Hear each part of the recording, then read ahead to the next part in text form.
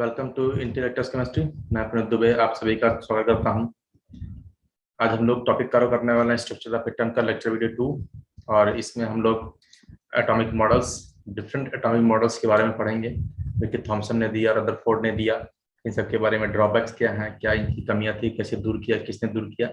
तो वीडियो शुरू करने से पहले अगर आप चैनल पर नए हैं तो आप चैनल को सब्सक्राइब कर लें ताकि हर वीडियो का नोटिफिकेशन आप तक सबसे पहले पहुंच सके और अधिक से अधिक अपने फ्रेंड्स के साथ को शेयर करें ताकि इसका बेनिफिट उन्हें भी मिल सके। आइए शुरू करते हैं एटॉमिक मॉडल्स। पिछला वीडियो अगर आपने नहीं देखा है तो मैं सजेस्ट करूंगा कि इसको देखने से पहले आप पिछला वीडियो देखेंगे तो ये ज़्यादा बेटर तरीके से समझ में आ पाएगा आपको। आइए शुरू करते हैं एटॉमिक मॉडल्स। तो सबसे पहला मॉडल दिया गया था जे थॉमसन के द्वारा और थॉमसन ने अपने मॉडल में क्या कहा था उन सारे पॉइंट्स को देख लेते हैं यहाँ पे। सो Thompson was first to propose a detailed model of an atom। सबसे पहले थॉमसन ने अपना डिटेल्ड मॉडल प्रपोज किया था and Thomson proposed that an atom consists of a uniform sphere, that is like in a sphere one positive charge which is a positive charge. This sphere is having uniformly positive charge is there and the electrons are distributed more or less uniformly. For example, if I change the color of the negative charge, this is the electron uniformly or maybe less uniformly, but positive charge is going to be distributed uniformly। तो उन्होंने बोला कि एक sphere है, उसमें पूरा जो sphere का बेस है वो हमारा पॉजिटिव चार्ज होगा और उसके बीच में कहीं न कहीं negative charge as a spreaded form में प्रेजेंट होगा। So this model of an atom is known as the plum pudding model, or you can say that resin pudding model, or you can say that watermelon model। इन्होंने ऐसे examples के साथ इन्होंने अपना model को compare किया कि watermelon जैसा ये दिखेगा, प्लम पुडिंग जैसा दिखेगा, रेजिन पुडिंग जैसा दिखेगा। एक्चुअल में ये कैसा दिखेगा, आइए मैं आपको वो एग्जांपल दिखाता हूँ। Plum pudding, resin pudding, watermelon, उसके बारे में आप देखिए यहाँ पे ये है बहुत सारे एग्जांपल्स और एग्जांपल्स को आप कैसे यहाँ पे उसके साथ कर पाएंगे कंपैरिजन। आइए देखते हैं यहाँ पे। समझिए जैसे रेड पार्ट जो है वाटरमेलन का, जो रेड पोर्शन है this is a positive part और जो हमारा सीड दिख रहा है black sheet this is a negative charge, this is like a electron and this is having positive nucleus is that. But उस टाइम न्यूक्लियस का नाम नहीं लिया गया था क्योंकि न्यूक्लियस वहां तक अभी तक डिस्कवर नहीं हुआ था, सिर्फ चार्ज के बारे में डिस्कवरी हुई थी। तो उन्होंने बोला पूरा जो रेड हमारा यूनिफॉर्मली डिस्ट्रीब्यूटेड है वो पॉजिटिव चार्ज है और what is the seed is going to be spreaded in the watermelon that is acting as a negative charge. Clear है? आप यहां से कंपेयर कर सकते हैं। पॉजिटिव चार्ज हमारा इवनली डिस्ट्रीब्यूटेड है बट नेगेटिव चार्ज हमारा कहीं कहीं डिस्ट्रीब्यूटेड है, जो कि हम उसको कंपेयर कर सकते हैं। ये हमारा प्लम पुडिंग है। ये overall bread like this is the thing, whatever it is brown this portion is positive charge and what is the dark brown chocolatey form this is having a negative charge. तो इन्होंने ये सब models को अपना comparison दिया कि इस तरह से एटम होना चाहिए, इस तरह से एटम दिखता है। इन एक्चुअली उनके मॉडल्स का ड्रॉबैक्स क्या है, आइए ड्रॉबैक्स देख लेते हैं ताकि आपको पता चल सके कि उन्होंने जो मॉडल दिया उसमें एक्चुअली ड्रॉबैक क्या था जिसकी वजह से इनके मॉडल्स को डिस्कार्ड कर दिया गया। So an important drawback of this model is that mass of the atom is considered to be evenly spread over that atom. इन्होंने सारे मास को पूरे एटम के ऊपर इवनली डिस्ट्रीब्यूट कर दिया था। ये इनका पहला सबसे इंपॉर्टेंट ड्रॉबैक था। And it is a static model. ये इन्होंने जो मॉडल दिया यहाँ पे स्टैटिक मॉडल दिया, कोई भी मॉडल में कोई भी मूवमेंट या कोई भी काइनेटिक्स देखने को नहीं मिली है। It does not reflect the movement of electron. यहाँ पे इलेक्ट्रॉन के मूवमेंट को दिखाया ही नहीं इन्होंने। प्लम पुडिंग में that plum is going to be putted inside the plum, it is going to be stable. watermelon seed is inside the watermelon, it is stable. So that's why this model is a static model. That's why this is the second drawback of the Thomson model and it could not explain the stability of an atom। इन्होंने stability of atom को नहीं बता पाया। Atom की stability किस वजह से पाई जाती है, किस वजह से एटम स्टेबल होता है, ये भी वो नहीं बता पाए, जो इनकी मॉडल्स को फेल करने का तीसरा ड्रॉबैक बनता है। आई बात समझे? चलिए अब हम देखते हैं Rutherford nuclear model of an atom. Rutherford ने मॉडल को कैसे प्रपोज किया, कैसे इन्होंने अपना काम किया, कैसे इन्होंने अपने एक्सपेरिमेंट को परफॉर्म किया, वो सब देखने से हमको क्लियर हो जाएगा। So Rutherford and his student whose name is Hans Geiger and Ernst Marsden bombarded very thin gold foil with alpha particle। Very thin gold foil, this is a gold foil, it is bombarded with an alpha particle। This is an alpha particle or you can say that alpha rays। Alpha particle को ऊपर bombarded किया उस gold foil के ऊपर and then what result they got, That is very interesting and fantastic result. And this experiment is very famous as Rutherford's alpha particle scattering experiment, और simply scattering experiment के नाम से भी ये एक्सपेरिमेंट बहुत famous है, स्कैटरिंग एक्सपेरिमेंट। ये experiment इसी नाम से बहुत फेमस है। एक्सपेरिमेंट में क्या होता है, एक्चुअली इसका स्कीमेटिक डायग्राम मैंने दिया। एक रेडियो एक्टिव सोर्स इस लेड बॉक्स के अंदर रखा हुआ है जो कि अल्फा सोर्स है, और यहाँ से अल्फा पार्टिकल निकलता है और इस गोल्ड फॉल के ऊपर टकराता है। और जैसे ये गोल्ड फॉल के ऊपर बम्बार्डेड होता है तो उन्होंने रिजल्ट क्या देखते हैं, उसके ऊपर पीछे उन्होंने एक शीट लगाई हुई है जो कि जिंक सल्फाइड की एक स्क्रीन है, और जैसे ही इस पे कोई पार्टिकल जाके स्ट्राइक करता है, कोई रेस जाके स्ट्राइक करता है, तो वहां पे एक फ्लोरेसेंस फॉस्फोरेसेंस प्रॉपर्टी देखने को मिलती है। यहाँ पे एक ग्लोइंग स्पॉट दिखता है, वहां पे फ्लोरेसेंस एक रोशनी दिखती है, जिसकी वजह से उन्होंने दिखा कि बहुत सारा डिफ्लेक्शन दिख रहा है, कहीं हमको यहाँ पे मिल रहा है, कहीं एकदम स्ट्रेट मिल रहा है, just backward side of the rays कुछ एंगल पे दिख रहा है। तो उन्होंने इसका कंक्लूजन बहुत अच्छे तरीके से सोच समझ के निकाला। उन्होंने बहुत कंक्लूजन किया, बहुत मैथमेटिकल एक्सपेरिमेंट किए, उसके बाद उन्होंने बहुत सारा कंक्लूजन दिया, और वन बाय वन हम उन सभी कंक्लूजन को आइए देखते हैं क्या दिया इन्होंने।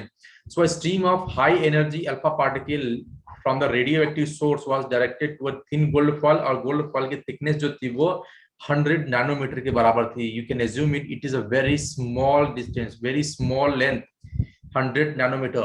So the thin gold foil had a circular fluorescent zinc sulfide screen around it, and whenever the alpha particle struck the screen, flash of the light was produced at that point. जहां पर भी वो raise हमारा जाके उस zinc sulphide screen को hit करता है, उसी पॉइंट पे क्या करता है, एक लाइट देखने को मिलती है, एक फ्लैश देखने को मिलती है, और उस फ्लैश के अकॉर्डिंग उन्होंने अपने कंक्लूजन्स को दिए। So the result of alpha scattering experiment was quite unexpected result देखने को मिलता है उनको।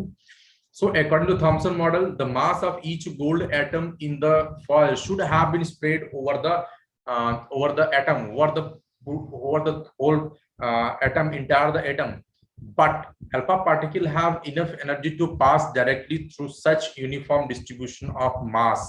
तो alpha particle वो evenly distributed होता, तो क्या होता है कि वो उतनी अमाउंट में वहां पे नहीं होता, वो आसानी से उसको क्रॉस करके आगे निकल जाता। लेकिन यहाँ पे क्या मिलता है, कुछ ही वहां पे पास करते हैं, कुछ एंगल पे पास करते हैं, उनमें से बहुत ही कम, अप्रोक्सीमेटली एक रेज और एक पार्टिकल इन 20,000 में से सिर्फ एक वहां से कहते हैं 180 डिग्री पर रिवर्ट होती है। तो यहाँ पे ये कंक्लूजन उनको देखने को मिलता है, जिसकी वजह से उन्होंने अपने कंक्लूजन को थॉमसन मॉडल से अलग बताया, और ये मॉडल बहुत फेमस हुआ। और इसमें भी कुछ कमियां थी, उस कमियों को भी हम देखेंगे यहाँ पे, तो उससे पहले उनकी जो कंक्लूजन है वो देख लेते हैं। So it was unexpected that the particle would slow down and change the direction only by a small angles as they pass through the foil। जैसे ये फॉइल के थ्रू पास करते हैं तो कुछ स्मॉल एंगल्स पे ये डिफ्लेक्ट करते हैं, अपने पाथ को चेंज कर देते हैं, पाथ का डायरेक्शन चेंज हो जाता है। तो ये अनएक्सपेक्टेड था, जबकि थॉमसन के अकॉर्डिंग ये होना चाहिए था कि उसमें से पास हो जाना चाहिए था। And it was observe that, और क्या ऑब्जर्व होता, most of the alpha particle pass through the gold foil undeflected without any diffraction, वो पास कर जाते हैं। A small fraction of alpha particle was deflected by an small angle, बहुत कम उसमें से क्या होते हैं, एक स्मॉल एंगल के साथ डिफ्लेक्ट कर जाते हैं। और उनमें से बहुत कम, वेरी फ्यू, बहुत कम अल्फा पार्टिकल से approximately 1 in 20,000 rays, 1 in 20,000 particle bounced back, that is were deflected nearly by 180 degree. Means जिस पाथ से वो आते हैं उसी पाथ पे वापस चले जाते हैं। ये सिर्फ देखने को मिला है एक पार्टिकल का, जो कि उस 20,000 पार्टिकल में से एक था। इसकी प्रोबेबिलिटी बहुत कम होती है। तो ये रिजल्ट देखने को मिला। अब इसके बाद उन्होंने on this experiment result observation मिला उनको, अब उस ऑब्जर्वेशन पे उन्होंने क्या फैक्ट निकाला, उन्होंने क्या एक्स्ट्रा कंक्लूजन दिया कि ये ऐसा क्यों हो सकता है। तो आइए वहां पे उनका जो पाथवे था, यहाँ पे उनका कहने का मतलब था, most of the space of the atom is an empty as most of the alpha particle pass through the foil undeflected। Maximum जो हमारा रेस थे, जो पार्टिकल थे, वो बिना डिफ्लेक्शन हुए पास कर गए। इसका मतलब एटम का maximum portion approximately you can see that 99% ये क्या है, ओपन स्पेस है, वैकेंट स्पेस है, एम्प्टी है, वहां पे कोई एक्स्ट्रा मास नहीं प्रेजेंट है, कोई एक्स्ट्रा पार्टिकल नहीं प्रेजेंट है, वो फ्री है। So that since few of the alpha particle were deflected from their path through moderate angles and it was concluded that whole of the positive charge is concentrated and the space occupied by this positive charge is very small in an atom. उन्होंने क्या बोला, ये हमारा atom है और छोटे से area में हमारा जो टोटल पॉजिटिव चार्ज उस एटम के ऊपर है, उस गोल्ड फॉइल का जो हमारा एटम का पॉजिटिव चार्ज है, वो एक छोटे से स्मॉल से एरिया में क्या है, पूरा कॉन्सेंट्रेटेड है और पूरा वैकेंट स्पेस हमारा एटम है जहां से हमारा मैक्सिमम रेज हमारा डिफ्लेक्टेड हो गए, अनडिफ्लेक्टेड पास हो गया था। कुछ यहाँ पे क्या होता है, बहुत कम एंगल से पार्ट डिफ्लेक्ट करते हैं, जिसकी वजह से उन्होंने कंक्लूजन दिया कि कुछ पोर्शन वहां पे जो स्मॉल पॉजिटिव चार्ज है स्मॉल एरिया में कॉन्सेंट्रेटेड है। तो यहाँ पे आप फिगर देखिए, beam of alpha particle small deflection देखने को मिलता है, कोई डिफ्लेक्शन नहीं, स्मॉल मॉडरेट डिफ्लेक्शन, और यहाँ पे in between this only few आपको मिलेगा जो कि 180 डिग्री पर रिवर्ट बैक होता है। और यहाँ पे पॉजिटिव चार्ज जो हमने दिखाया ये न्यूक्लियस है, नेगेटिव चार्ज जो दिखा रहा है ये इलेक्ट्रॉन्स हैं, इनसे आपको कोई मतलब नहीं रखना है। और अल्फा पार्टिकल हमारा जो है वो पॉजिटिव चार्ज कंटेन करता है, जिसकी वजह से वो पॉजिटिव न्यूक्लियस चार्ज जो है, न्यूक्लियस में जो पॉजिटिव चार्ज है उसी की वजह से डिफ्लेक्शन देखने को मिलेगा आपको। So when alpha particle come closer to this point it feels some force of repulsion. जैसे ही पॉजिटिव चार्ज एक दूसरे की तरफ अप्रोच करेंगे, कुछ आपको रिपल्सन महसूस करता है। उसी तरह से positive charge alpha particle, positive charge nucleus जैसे क्लोज आते हैं, इनके बीच में क्या होता है, एक रिपल्सन देखने को मिलता है और वही रिपल्सन उनको उनके पाथ से डेविएट करने के हेल्प करता है। तो इन्होंने ये अपना पहला कंक्लूजन दिया कि ये स्मॉल डिफ्लेक्शन देखने को मिल रहा है, तो क्यों देखने को मिल रहा है, उसके पीछे का रीजन क्या है, क्योंकि वहां पे इलेक्ट्रोस्टैटिक रिपल्सन काम कर रहा है। क्या काम कर रहा है, इलेक्ट्रोस्टैटिक रिपल्सन देखने को मिल रहा है। आप यहाँ फिगर देखिए, मैक्सिमम हमारा जो रेज है, पार्टिकल है, वो यहाँ से पास आउट हो जा रहा है। सिर्फ देखिए वन हमारा क्या है, यहाँ पे एक जा रहा है और उसी पाथ पे आ जा रहा है, कुछ हमारे स्मॉल एंगल पे डिफ्लेक्ट हो जा रहे हैं। तो ये डिफ्लेक्शन क्यों है, क्योंकि ये पॉजिटिव रेज है, पॉजिटिव रेज और पॉजिटिव चार्ज जैसे ही आपस में पास आते हैं, एक इलेक्ट्रोस्टैटिक फोर्स ऑफ रिपल्सन को फील करते हैं, जिसकी वजह से ये अपने डायरेक्शन को बदल देते हैं। So the positively charged heavy mass which occupies a small volume in an atom is called as the nucleus.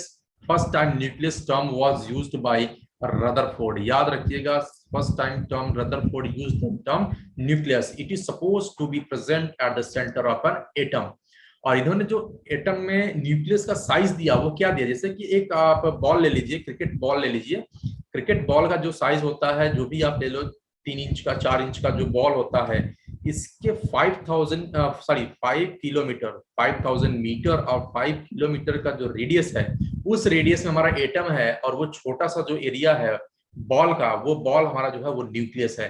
तो इन्होंने ये एजम्पशन लगाया कि इतना बड़ा एजम्पशन लगाया उन्होंने, छोटे से बॉल के किनारे 5 किलोमीटर के रेडियस में जो भी स्पेस प्रेजेंट है वो एक एटम की तरह काम करता है, और उसके अंदर वो जो छोटा सा बॉल है, क्रिकेट बॉल, वो हमारा एक न्यूक्लियस है। A very few alpha particles suffered strong deflection, only even return to their path. That nucleus is rigid, and alpha particle recoil due to the direct collision with the heavy positively charged mass. सिर्फ एक हो रहा है क्योंकि यहाँ पे heavy charged मास है और ये क्या करता है, रिजिड है, इसी की वजह से ये वापस चला जा रहा है। थोड़ा बहुत जगह होता तो पास करने की कोशिश करता, लेकिन वो कंप्लीट रिजिड है, एक कंप्लीट लोहे की बॉल जैसी है, वो रिजिड है, जिसकी वजह से रेज वहां स्ट्रक किया और फिर उसी पाथ पे वापस चला जाता। तो ये एजम्पशन था हमारा रदरफोर्ड ने अपने स्कैटरिंग एक्सपेरिमेंट के द्वारा दिया है। सो इन्होंने क्या दिया ऑर्बिट और चीजों के बारे में। So the nucleus is surrounded by the electrons and electrons is going to revolve inside that atom that move around the nucleus with a very high speed in a circular path which is known as the orbits.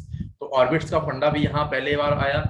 Thus Rutherford model of an atom resembles the solar system present in our universe. solar system जो present है, एक सन है हमारे, और इसकी चारों तरफ जो हमारे जो planets हैं, वो planets क्या करते हैं, वो सारे planets उस सन के किनारे तरफ, हमारा जो सन है उस सन के चारों तरफ रिवॉल्व करते हैं, रिवोल्यूशन करते हैं। उसी तरह से इलेक्ट्रॉन है, इलेक्ट्रॉन न्यूक्लियस के चारों तरफ चक्कर लगाता रहता है। The nucleus play an role of sun and the electrons play the role of the planets.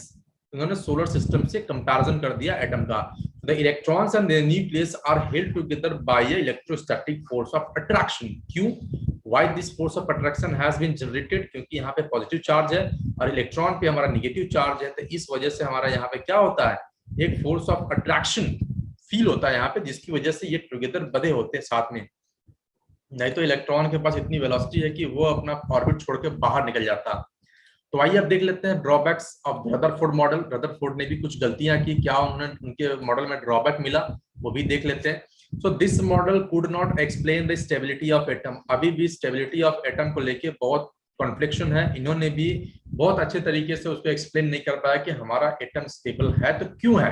क्योंकि इनके अकॉर्डिंग क्या था, इलेक्ट्रॉन हमारा न्यूक्लियस के चारों तरफ चक्कर लगाएगा और चक्कर लगाता है तो सम एनर्जी भी लूज करेगा, क्योंकि according to Maxwell magnetic theory, वहां पे इलेक्ट्रॉन, मैक्सवेल की इलेक्ट्रोमैग्नेटिक थ्योरी जो है, उन्होंने कहा कि electron lose its energy continuously in the form of electromagnetic radiation. जैसे ही वो उस न्यूक्लियस के चारों तरफ चक्कर लगाएगा, नेगेटिव चार्ज ऑफ इलेक्ट्रॉन जो है वो रेडिएशन इमिट करेगा, इलेक्ट्रोमैग्नेटिक रेडिएशन इमिट करेगा और अपनी एनर्जी को लूज करता चला जाएगा।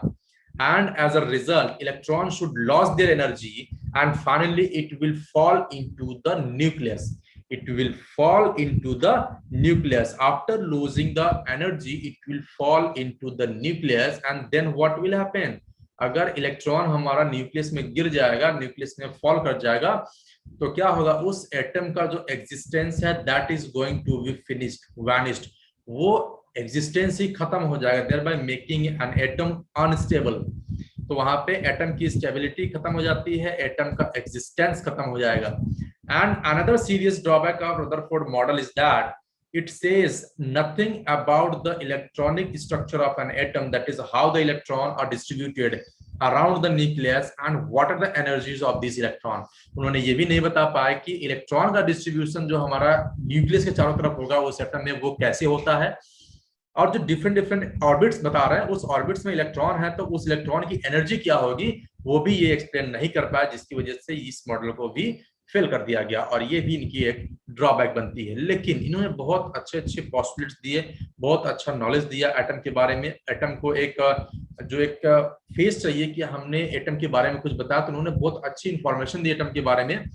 सो रदरफोर्ड ने जो बताया उसके आधार पे हम यहाँ पे एटॉमिक नंबर और एटॉमिक मास या मास नंबर आप कह सकते हैं, उसके बारे में हम कंक्लूड हो पाए हैं कि एटॉमिक नंबर क्या होता है। तो atomic number is the number of proton in the nucleus of an atom. ये ऑलवेज करेक्ट होगा, ये हमेशा सही होगा जब न्यूक्लियस में जितने प्रोटॉन प्रेजेंट होते हैं वही आपके एटम का, आपके एलिमेंट का एटॉमिक नंबर होगा। एक और तरीके से इसको डिफाइन कर सकते हैं, number of electrons in a neutral atom. Neutral atom में बात कर रहा हूँ, न्यूट्रल एटम फॉर एग्जांपल अगर मैं सोडियम के बारे में बात करता हूँ, सोडियम में 11 इलेक्ट्रॉन होते हैं, सोडियम का एटॉमिक नंबर भी 11 होता है, सोडियम में 11 प्रोटॉन भी होते हैं, लेकिन 11 इलेक्ट्रॉन तब तक है जब तक ये न्यूट्रल है। लेकिन जैसे ही इसकी न्यूट्रलिटी लॉस होगी और ये सोडियम प्लस हो जाता है तो इसका जो इलेक्ट्रॉन नंबर होता है 10 इलेक्ट्रॉन प्रेजेंट होता है, लेकिन प्रोटॉन का नंबर हमेशा 11 होता है। तो बेटर ये होगा कि आप एटॉमिक नंबर को कभी भी इलेक्ट्रॉन के कंपैरिजन में करने की बजाय आप हमेशा प्रोटॉन के कंपैरिजन में करें। प्रोटॉन का जो नंबर होगा वही हमारा एटॉमिक नंबर होगा। इलेक्ट्रॉन में कभी कभी धोखा हो जाता है, कभी कभी आप ध्यान नहीं देते हैं तो इलेक्ट्रॉन गलतियां भी करवा देगा, लेकिन प्रोटॉन कभी भी गलतियां नहीं करवाता है। As what I said, life में हमेशा पॉजिटिव रहना चाहिए, तो आपको जिसके साथ जाना है वो पॉजिटिव चार्ज है, प्रोटॉन के साथ जाइए। इलेक्ट्रॉनिक नंबर को आप हमेशा प्रोटॉन के नंबर के बराबर दीजिए, क्योंकि प्रोटॉन कभी भी एटम के न्यूक्लियस को लीक नहीं करेगा। अब मास नंबर के बारे में मैं बात करता हूं, तो मास नंबर क्या होता है, total number of proton plus total number of neutron whatever present in the nucleus, उनका मास को आप जोड़ देंगे तो वो नंबर ऑफ प्रोटॉन को जोड़ देंगे, नंबर ऑफ न्यूट्रॉन को जोड़ देंगे, जो मास नंबर आएगा, जो मास आएगा, नंबर आएगा, वो हमारा मास नंबर हो जाता है। फॉर एग्जाम्पल अगर मैं सोडियम के बारे में बात करता हूँ, सोडियम में 11 इलेक्ट्रॉन है, 11 प्रोटॉन है और 12 न्यूट्रॉन है, तो 11 और 12 को जोड़ते हैं टोटल 23 आ जाता है, और ये 23 ही हमारा क्या होगा, मास नंबर होगा और एटॉमिक मास होगा। आई बात समझ में? तो यहाँ पे न्यूक्लियस में जो भी number of electron neutron present है, जो भी प्रोटॉन प्रेजेंट है, उनके नंबर को जोड़ देते हैं आप, तो आपको एटॉमिक मास मिल जाता है या फिर मास नंबर मिल जाता है। अब इलेक्ट्रॉन प्रोटॉन न्यूट्रॉन की बात हो ही गई, तो वहां पे हम थोड़ा सा बात कर लेते हैं कि आइसोबार क्या होता है, आइसोटोप क्या होता है, क्योंकि ये टर्म भी बहुत ही इंपॉर्टेंट है, एग्जामिनेशंस में बहुत पूछे जाते हैं और बच्चे इसी में कंफ्यूज होते हैं कि आइसोबार क्या होता है। आइसोटोप क्या होती है, आइसो इलेक्ट्रॉनिक क्या होता है, आइसो न्यूट्रॉनिक क्या होता है। तो आइए देख लेते हैं। सबसे पहले isobars, these are the atoms with same mass number but different atomic number. Mass number same होगा बट एटॉमिक नंबर अलग अलग होगा। फॉर एग्जांपल मैंने यहाँ पे कार्बन 14 लिया हुआ है, नाइट्रोजन 14 लिया है। नाइट्रोजन 14 हमारा नॉर्मल है, जबकि कार्बन 14 की बारे में बात करता हूं तो ये हमारा रेडियो एक्टिव एलिमेंट है, रेडियो एक्टिव हो गया है इस टाइम कार्बन 14। लेकिन अगर हम बात करते हैं नंबर ऑफ मास आइसोबार्स में, एटम में, जहाँ पे मास नंबर सेम है, कार्बन 14 में 14 हमारा मास है, नाइट्रोजन 14 में मास है। एटॉमिक नंबर की बात करते हैं तो अभी यहाँ पे 6 है, यहाँ पे 7 है, एटॉमिक नंबर यहाँ पे डिफरेंट है, इसलिए ये आपस में क्या होंगे, आइसोबार्स होंगे। क्लियर है, ये हमारे आइसोबार्स होते हैं। और भी बहुत सारे एग्जांपल हैं, आप वहां पे देख सकते हैं, ये बस बताने के लिए थोड़ा सा छोटा सा एग्जांपल था ये। अब हम बात करते हैं आइसोटोप के बारे में। जस्ट अपोजिट ऑफ दैट, यहाँ पे क्या होगा, एटॉमिक नंबर सेम होगा लेकिन एटॉमिक मास डिफरेंट होगा। एटॉमिक नंबर सेम है, एटॉमिक मास डिफरेंट है। फॉर एग्जांपल मैंने यहाँ पे कार्बन 12 लिया है, कार्बन 13 लिया है, कार्बन 14 लिया है। एटॉमिक नंबर तीनों का 6 होगा, 6 होगा, लेकिन यहाँ पे बढ़ क्या आ रहा, 12, 13, 14। केवल प्रोटॉन हमारा यहाँ पे 6, 6 है, लेकिन न्यूट्रॉन की नंबर 6 है, 7 है और 8 है। तो बढ़ने के लिए क्या बढ़ रहा है, यहाँ पे प्रोटॉन नहीं बढ़ रहा, न्यूट्रॉन बढ़ रहा है। अगर कोई बात करता है आइसोटोप्स में, तो आइसोटोप्स में जो डिफरेंस हो रहा है वो न्यूट्रॉन के नंबर का डिफरेंस हो रहा है, प्रोटॉन का नहीं। प्रोटॉन का नंबर हमेशा सेम होगा, वो किसी भी कंडीशन में आप देख लेंगे उठा के। अब हम बात करें दूसरा एग्जांपल, मैंने यहाँ पे H1, H2 और H3 लिया हुआ है। H1, H2, H3 मतलब प्रोटियम, ड्यूटेरियम और ट्राइटियम लिया हुआ है। यहाँ पे एक प्रोटॉन होगा सब जगह, क्योंकि मास, एटॉमिक मास हमारा सेम है। न्यूट्रॉन की बात करते हैं तो यहाँ पे हमारा नो न्यूट्रॉन, कोई भी न्यूट्रॉन नहीं है। यहाँ पे एक न्यूट्रॉन है, यहाँ पे 2 न्यूट्रॉन है। और पीरियोडिक टेबल में एक फेमस बहुत क्वेश्चन है कि पूरे पीरियोडिक टेबल में कौन सा ऐसा एलिमेंट है जिसमें कोई भी न्यूट्रॉन प्रेजेंट नहीं होता है। न्यूट्रॉन लेस एटम कौन सा होता है, न्यूट्रॉन लेस एलिमेंट कौन सा होता है, तो आपका एग्जांपल होगा हाइड्रोजन। आपका आंसर होना चाहिए हाइड्रोजन, क्योंकि इसका मास नंबर और एटॉमिक नंबर दोनों सेम होता है और दोनों 1 होते हैं। और 1 होता है तो वहां पे सिर्फ और सिर्फ प्रोटॉन प्रेजेंट होते हैं, न्यूट्रॉन एब्सेंट होता है। जैसे ही आप ड्यूटेरियम में जाते हैं, एक न्यूट्रॉन ऐड हो जाता है, ट्राइटियम में जाते हैं, एक और ऐड हो जाता है, तो 2 न्यूट्रॉन 1 प्रोटॉन। तो इस तरीके से हमारा आइसोटोप्स डिफर करता है। तो इन अदर वर्ड्स, यहाँ पे जो हमारा आइसोटोप्स है वो उसमें मास में जो डिफरेंस आता है, वो डिफरेंस किसकी वजह से आ रहा है, that difference is created by the number of neutrons. Understand, very good. अब अगर हम बात करते हैं थोड़ा सा यहाँ पे आइसोटोन्स, या फिर आप इसको आइसोन्यूट्रॉनिक भी बोल सकते हैं। क्या बोला आपने, आइसोटोन्स या आइसोन्यूट्रॉनिक। इसका मतलब क्या है, आइसोन्यूट्रॉनिक मतलब number of neutron will be the same, atom having the same number of neutrons. For example H3 and He4। H3 में क्या है, 1 प्रोटॉन है प्लस 2 इलेक्ट्रॉन है, 2 न्यूट्रॉन है हमारे यहाँ पे। लेकिन 2He4 में हमारे यहाँ पे 2 प्रोटॉन है प्लस 2 न्यूट्रॉन है। तो यहाँ पे नंबर ऑफ न्यूट्रॉन जो है वो सेम हो गया, 2 2। तो इसलिए यहाँ पे आपस में आइसोन्यूट्रॉनिक है, या फिर आप बोल सकते हैं आइसोटोन्स हैं। K39 calcium 40। K39 की मैं बात करता हूँ, ये हमारा 19 होता है, इसका एटॉम मास नंबर, इसमें हमारा 20 हमारा क्या हो गया, न्यूट्रॉन, और 19 हमारा प्रोटॉन हो गया। वहीं कैल्शियम 40 की मैं बात करता हूँ, इसका मास एटॉमिक नंबर 20 होता है, तो यहाँ पे 20 हमारा प्रोटॉन होगा प्लस 20 हमारा न्यूट्रॉन होगा। अभी भी यहाँ पे न्यूट्रॉन की बात करते हैं तो दोनों जगह न्यूट्रॉन सेम है, इसलिए आपस में आइसोन्यूट्रॉनिक होते हैं, आइसोन्यूट्रॉनिक होते हैं, या फिर आप इसको आइसोटोन्स भी बोल सकते हैं। दूसरा एग्जांपल हमारा isoelectronic, same as number of electron will be the same in that atom.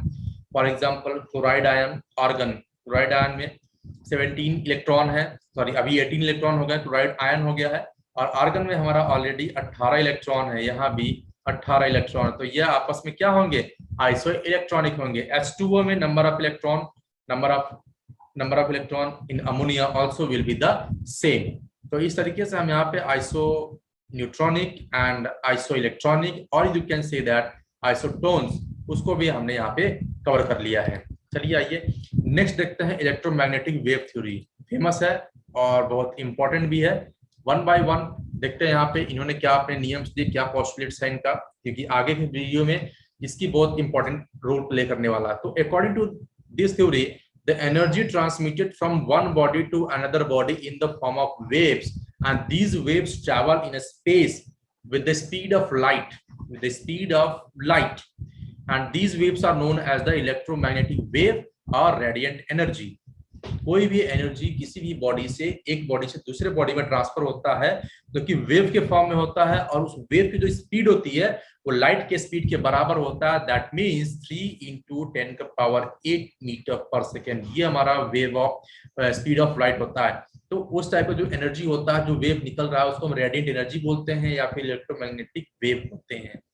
So the radiant energy do not need any medium for the propagation. इनके propagation के लिए किसी भी मीडियम की रिक्वायरमेंट नहीं होती है। पॉइंट टू बी नोटेड, कोई भी मीडियम की रिक्वायरमेंट नहीं होती। फेमस एग्जांपल है, फेमस क्वेश्चन है नीट का, जेईई मेंस का, कि कौन सा वेव है जिसको हमें किसी भी मीडियम की रिक्वायरमेंट नहीं होती है मूवमेंट के लिए। तो यहाँ पे आप देख रहे होंगे मैग्नेटिक फील्ड है, इलेक्ट्रिक फील्ड है, सॉरी ये मैग्नेटिक फील्ड इलेक्ट्रिक फील्ड है। आपस में ये क्या करते हैं, एक दूसरे के 90 डिग्री के परपेंडिकुलरली एक दूसरे के प्रेजेंट होते हैं।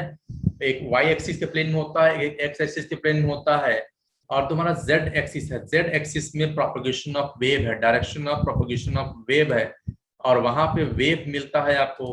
और ये सिंपल नोटेशन है देने के लिए, आप उस वेव से रिलेटेड क्या क्या टर्म आ सकते हैं उस टर्म को हमने यहाँ पे स्पेसिफाई करने की कोशिश किया है कि वेवलेंथ क्या होगा, फ्रीक्वेंसी क्या होगा, टाइम पीरियड क्या होगा, वेलोसिटी क्या होगा, वेव नंबर क्या होगा। इन सब के बारे में हम थोड़ा थोड़ा एक एक पॉइंट देख लेते हैं, क्योंकि ये भी आगे के कैलकुलेशन में बहुत हेल्प करने वाला है। सो वेवलेंथ क्या होता है? Wavelength is defined as the distance between the two nearest crest and two nearest trough is known as the wavelength, and it is measured in the angstrom, picometer, meter, nanometer, centimeter, decimeter, whatever the length of unit of the length, वो length जो हमारा unit length का unit है वही हमारा wavelength का भी unit होगा, क्योंकि वेवलेंथ भी हमारा एक लेंथ ही है। फ्रीक्वेंसी क्या होता है?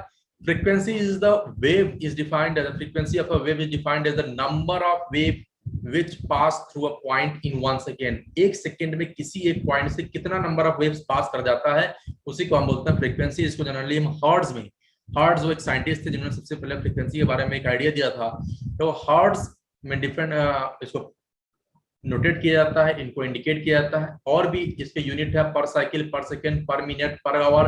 तो ये हम जिस टाइम पे हम चाहते हैं उस यूनिट के अकॉर्डिंग हम इसको बदल सकते हैं। टाइम पीरियड, टाइम पीरियड का time taken by a wave to pass from a particular point is known as the time period. तो टी हमारा जो होता है फ्रीक्वेंसी का इनवर्सली प्रोपोर्शनल होता है, या फिर ये इनवर्स होता है फ्रीक्वेंसी का, और टाइम पीरियड जो है फ्रीक्वेंसी का इनवर्स, तो फ्रीक्वेंसी हमारा टाइम पीरियड का इनवर्स होगा। आपस में इनका रिलेशनशिप है।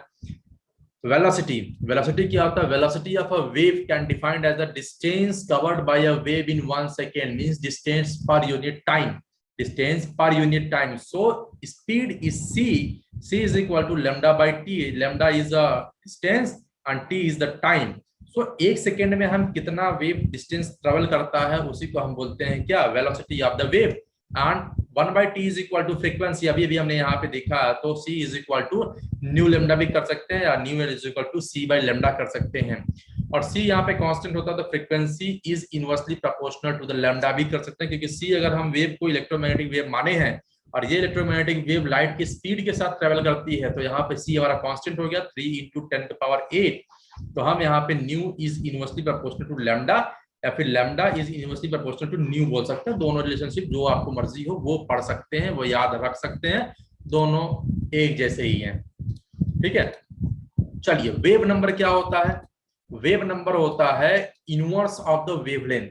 Wave number is the reciprocal of the wavelength, वो हमारा होता है वेव नंबर।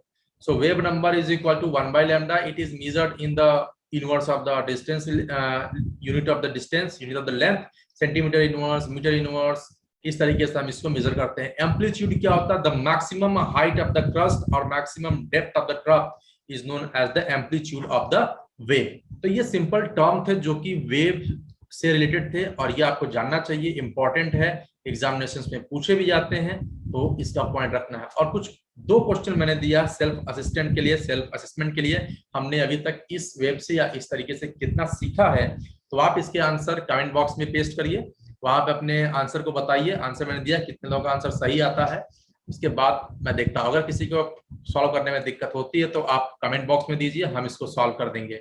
आई बात समझ में? चलिए, थैंक यू। ये हमारा दूसरा स्ट्रक्चर ऑफ एटम का दूसरा लेक्चर वीडियो इंपॉर्टेंट है, और आई होप वीडियो आपको पसंद आई होगी। तो जल्दी से वीडियो को लाइक कर दें और इसको शेयर कर दें अपने फ्रेंड्स के साथ, ताकि इसका बेनिफिट उन्हें भी मिल सके। और चैनल को सब्सक्राइब कर लें अगर आप यहाँ पे नए हैं, ताकि हर वीडियो का नोटिफिकेशन आपको सबसे पहले पहुंच सके। Thank you, have a nice day. कोई भी डाउट होता है कमेंट बॉक्स खुला हुआ है, कभी भी आप वहाँ पे कमेंट कर सकते हैं, अपने डाउट्स को क्लियर कर सकते हैं, उसका सॉल्यूशन मैं आपको प्रोवाइड कराने की पूरी कोशिश करूंगा। Thank you, have a nice day.